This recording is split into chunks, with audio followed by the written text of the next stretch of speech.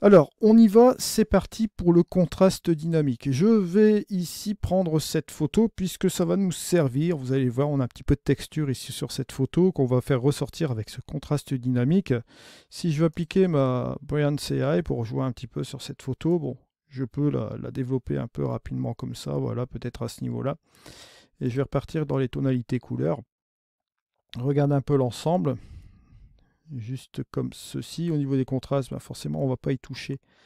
On va rester comme ça. On va utiliser le contraste dynamique. On ne va pas mettre ici à de la structure. Je vais l'enlever quand même. Parce que comme on va mettre le contraste dynamique, on ne va pas avoir besoin de tout ça. On va rester sur cette base-là. On va aller dans les effets, ajouter un filtre. Et on retrouve le contraste dynamique juste ici. Voilà le filtre contraste dynamique dans les effets. Alors, on avait fait précédemment, pour petit rappel, un tutoriel sur les masques de luminosité, sur le masquage en règle générale, avec le panneau de masquage avancé aussi également. Ce contraste dynamique, j'avais dit que j'allais rentrer dans les détails, bien sûr, avec cet outil ici. Bien évidemment, vous vous en doutez, je vais faire des tutoriels ON1 Photoro, on va dire des formats comme celui-ci, un petit peu plus précis sur certaines fonctionnalités, et d'autres formats, bien sûr, qui vont recouper d'autres fonctionnalités du logiciel. Alors, pour le contraste dynamique, c'est vraiment un des filtres qui est essentiel dans N1 Photoro 2024, puisque vous allez voir, ça va vous permettre de ramener du détail dans votre photo en termes de contraste, sur certains endroits, bien sûr. On va retrouver un curseur d'opacité. Lorsque vous appliquez le contraste dynamique, vous avez ici un avant et un après. On a une application de ce contraste dynamique en fonction ici naturelle, que vous voyez ici. Et vous avez sur le premier onglet du contraste dynamique, 3 curseurs, petit, moyen et grand. Ensuite, vous avez la section ton, d'accord, pour les tonalités, ton clair, ombre, blanc et noir. Bon, ça, c'est une correction de ce que vous avez dans votre histogramme ici. Vous pouvez reprendre la main. Je vous expliquerai pourquoi c'est utile justement après. Et ensuite, on a bien évidemment un curseur de vibrance qui permet de saturer, bien évidemment, les couleurs qui ne sont pas saturées dans l'image, bien sûr. Alors, il va sans dire, si on va employer cela sans masquage, qu'on l'emploie sur toute l'image, vous allez comprendre certaines petites subtilités avec ce contraste dynamique.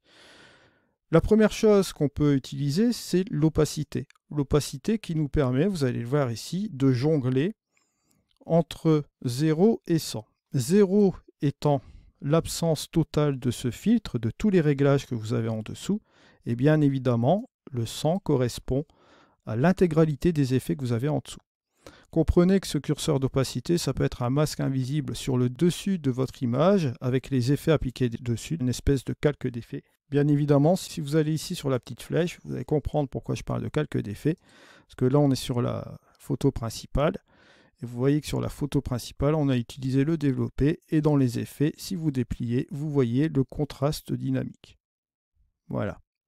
Les ajustements étant grâce au Brillance AI, donc vous avez aussi ces fonctionnalités-là que vous pouvez désactiver ou activer bien sûr à l'aide que vous voyez ici, des petites coches que vous voyez là. Alors, ce contraste dynamique, comme je vous l'ai dit, vous avez l'opacité. Alors on va refermer un peu ce truc-là sur ce calque. Sur chaque calque d'image, vous aurez toujours cette petite fonctionnalité-là avec un rappel de ce que vous avez sur cette couche. Là ici, bien sûr, on a ces différents modes.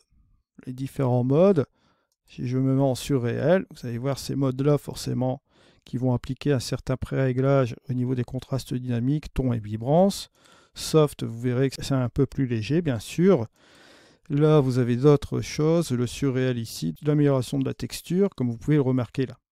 Amélioration de la texture, vous voyez qu'on a le petit qui est activé ici, d'accord, principalement.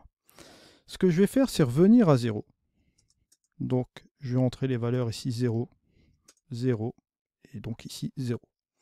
Bien comprendre, si je zoome sur cette partie-là de l'image, on va prendre ce petit zoom-là, je vais employer le curseur petit, le petit curseur ici, d'accord, la zone petite, en contraste dynamique. Je vais accentuer. Notez ce qui se passe. On a une accentuation ici de la texture, on va dire plus ou moins, de notre photo. Donc c'est les petits détails qui vont être accentués. bien comprendre. Ici, on va reprendre plutôt quelque chose qui va regrouper plus la clarté. D'accord? Un peu comme le curseur clarté de ce qu'on pourrait avoir dans Lightroom. Vous voyez? Vous avez un curseur de texture dans Lightroom. Recoupez cela, bien sûr, là-dedans. Petit, moyen. Et le grand, bien sûr, ça va être une espèce de contraste un petit peu plus général ici dans la photo. On le voit ici d'ailleurs, notamment dans l'histogramme.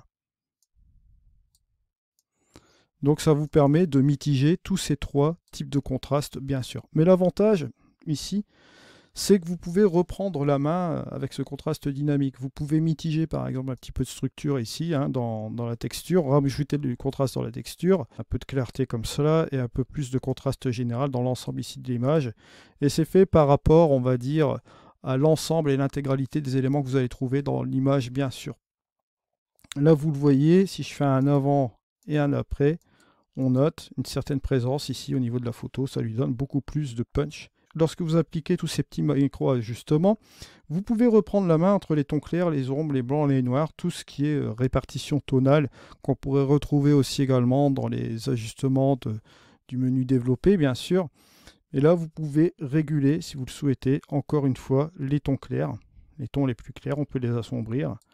Les plus sombres, on peut les ouvrir davantage si on le souhaite. On peut remitiger le point blanc et le point noir. Si on fait un retour en arrière, vous allez le voir ici, vous voyez que là, on peut reprendre la main, bien sûr, avec tous ces curseurs. Ça nous permet de rééquilibrer encore une fois l'image. Si par rapport à ce qu'on a fait dans les trois zones que vous voyez ici, petit, moyen et grand, vous notez des choses qu'il faut corriger. Par exemple, ici, si je dois modifier un peu plus les hautes lumières, si je dois davantage tirer un peu plus les ombres, parce que dû au contraste, ça assombrit un peu trop mon image, je peux rebalancer tout cela sans aucun problème, bien sûr. Si mes points noirs sont trop présents dans l'image que je souhaite un peu éclaircir, vous voyez, je peux le faire aussi juste comme cela, au goût de chacun, bien sûr. Et là, vous voyez, vous faites le avant et le après, et vous pouvez notamment enlever le curseur d'opacité, hein, jouer avec, c'est-à-dire revenir en arrière, revenir un peu en avant, à un certain degré pour avoir l'effet souhaité. Ça, c'est pour toute l'image, bien sûr. Hein. Après, je vous rappelle, vous avez aussi notamment la vibrance. Si vous voulez rajouter un peu plus de vibrance, regardez ici sur toute l'image, ça vous donne un peu plus de punch ici, dans celle-ci, avant, après. Et toujours la même chose, bien évidemment, on peut descendre le degré ici, tous les effets qu'on a fait, et revenir tout doucement au degré souhaité pour avoir la qualité d'image que l'on souhaite. Alors bien sûr, tout cela, bon, vous allez me dire, c'est super, mais bon, si on regarde ces ensembles-là, surtout dans le contraste dynamique, je vais enlever la vibrance, on voit principalement que ce contraste dynamique, on veut l'appliquer pour cette zone-là, pourquoi pas. Donc on a la possibilité de l'employer avec les masques de luminosité, ce qu'on avait fait déjà la dernière fois. Je vous renvoie sur le tutoriel, bien sûr, au niveau de ces masques de luminosité, mais on peut appliquer, si on le souhaite, bien sûr, un type de masquage ordinaire ou un super select. Hein. Vous voyez, vous pouvez sélectionner certaines zones dans l'image, effacer cette partie-là si vous le souhaitez aussi. Super select, ça va hyper vite, boum boum, voilà. Si vous ne voulez pas employer le masquage. Après, si vous voulez employer ce masquage, Shift X pour avoir le plus, bon bien sûr, là on va avoir le masque là, vous le savez, il faut l'inverser. Et là, bien évidemment, bon je reviens encore une fois sur Shift X. Pour être sûr d'avoir le plus, gardez à l'esprit, petit truc, hein, pour histoire d'oublier les paint-in. Vous pouvez utiliser ce que vous avez à l'intérieur de la mire ici, du masquage que vous voyez à l'écran. Vous avez le petit plus, vous savez que vous allez peindre. Et si vous faites Shift X, vous avez le moins. Et là, forcément, vous savez que vous allez extraire du masque. Mais là, bon, en l'occurrence, on va faire le petit plus parce qu'on est sur un masque noir.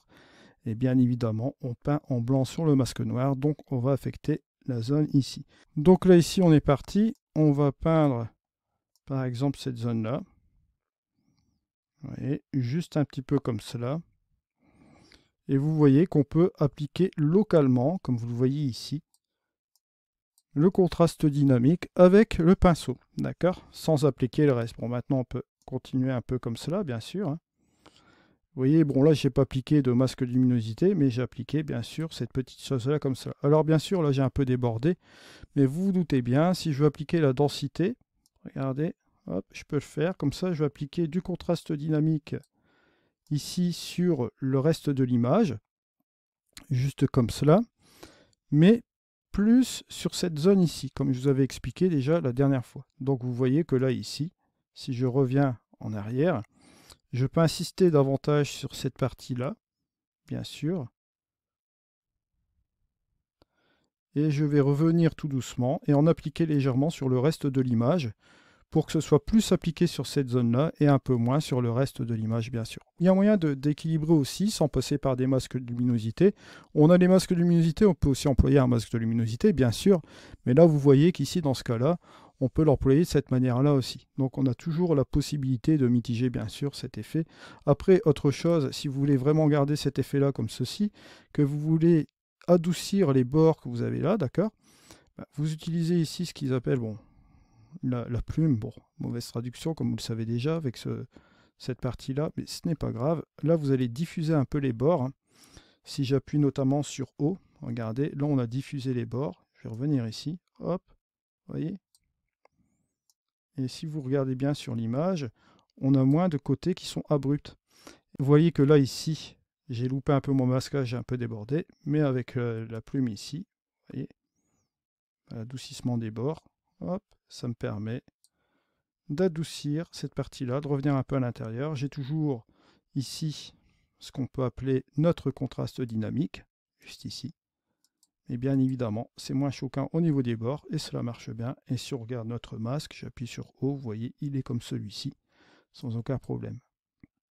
Donc gardez à l'esprit, hein, vous avez toujours la densité qui est toujours là pour bien vous aider. Et bien évidemment, la plume pour adoucir ici les bords. Voilà. Donc vous voyez, on peut même mitiger avec les deux. Hein. Là, j'ai mitigé avec la plume et ici avec la densité, on peut le faire aussi également sans aucun problème, bien sûr. Je vais revenir ici en arrière. Et bien sûr, comme je vous l'ai dit la dernière fois, si vous voulez employer un masque de luminosité, hop, on va cliquer sur le lumen. On se retrouve avec ce masque-ci. Je vais employer principalement sur les ombres. Je vais inverser ce masque de luminosité. Et vous voyez que là, ici, par exemple, on ne va pas l'employer sur les nuages et les parties les plus claires, d'accord. Mais si on ne veut pas du tout employer cela sur les nuages, il suffit tout simplement de jouer avec les niveaux. Hein. Regardez, on va revenir ici un petit peu en arrière. Là aussi, hop. Ou si vous voulez garder les pixels du milieu, hop, vous revenez tout simplement là, à son maximum. Vous avez encore ceci, vous faites Shift X avec votre brosse, vous supprimez tout simplement les parties là du nuage. Comme ça, vous gardez le maximum de détails dans les ombres, comme vous le voyez ici. Bon. Bon, là, j'ai un petit peu dépassé, bon, c'est pas grave. Vous doutez bien. Voilà. Notamment ici, employer ce truc-là.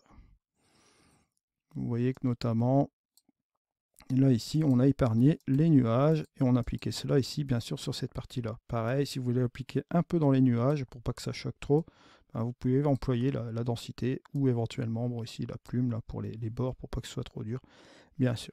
Vous voyez qu'ici, bon, ce contraste dynamique vous permet de rajouter pas mal de choses dans votre image, d'ajouter plus de détails, bien sûr, que ce soit la texture, que ce soit un peu la clarté au niveau des contrastes, et que ce soit un petit peu plus dans les contrastes un peu plus généraux, comme vous voyez ici avec le grand. D'accord ? Ces trois types de curseurs-là méritent aussi d'être utilisés en même temps pour vous donner l'aspect final de votre image, bien sûr. Ainsi se termine ce tutoriel sur le contraste dynamique. Je vous remercie de m'avoir suivi. On se retrouve, nous, dans tous les cas, dans une prochaine vidéo. C'était Eddy. Allez, au revoir.